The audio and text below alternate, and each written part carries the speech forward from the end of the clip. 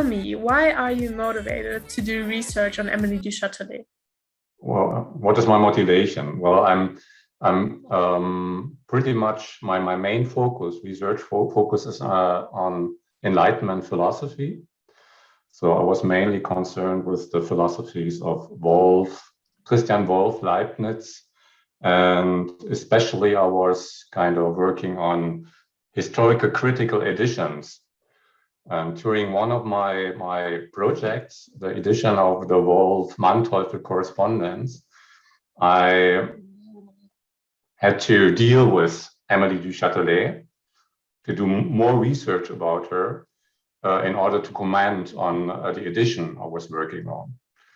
And this was my main motivation later on to dig a bit deeper into du Châtelet, but there are, of course, many more motivations.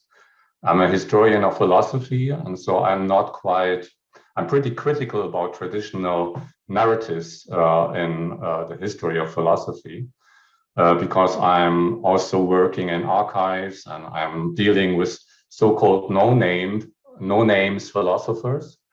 And as I can see, and as we all know, is that women philosophers are underrepresented in the traditional narratives of the history of philosophy. And this is also one of my concerns, to deal with Émilie du Châtelet. Yeah, great. Not only with her, but she's, of course, my main focus due to my project I'm working right now. Yeah, right. So have you made a significant discovery up till now in your research? Yeah, it was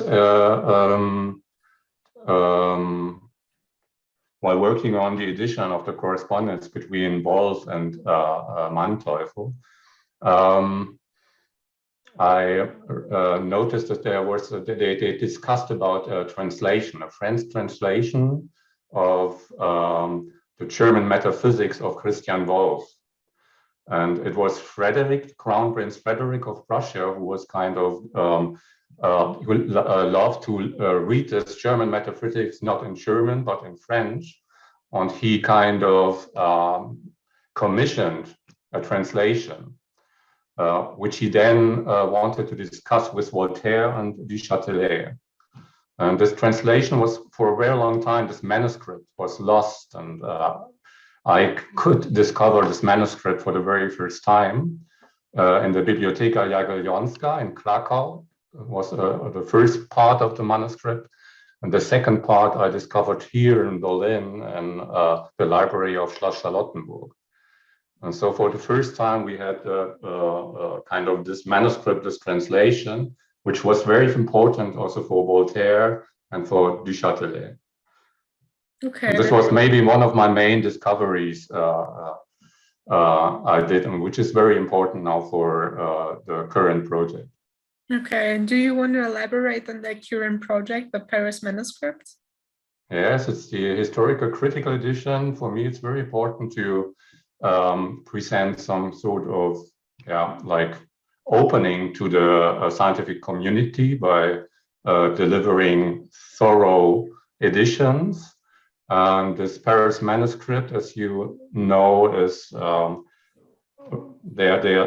this manuscript is, so to speak, the drafts and revision stages of the Institution de Physique, the main work of du Châtelet.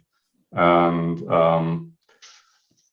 so it's a very complex manuscript. So we have a lot of revision stages and a lot of changes. And due to this very complicated history also of the Institution, the work upon this manuscript, the edition of this manuscript, is very important, especially if it's about like the discussion on du Châtelet between the ongoing discussion about du Châtelet between Newton, Leibniz, Wolff, and Kant. Yeah, and I think we can kind of contribute. We editors can contribute to the research, to this discussion by presenting a very good and thorough edition.